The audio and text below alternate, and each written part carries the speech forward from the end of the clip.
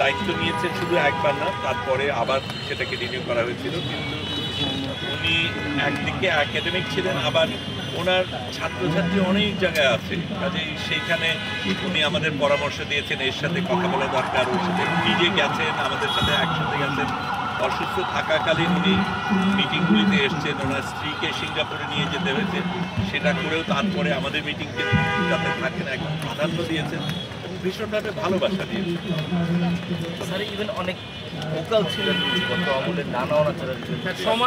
সমাজ গঠনে আপনার যে যুদ্ধ, এই যুদ্ধের আপনি একজন সঙ্গীকে হারালেন কিনা? একেবারেই তাই, এবং শুধু তাই না, এটা বলবো কি সকলের সকল গুণ থাকে না, এক একজন এক এক রকমের।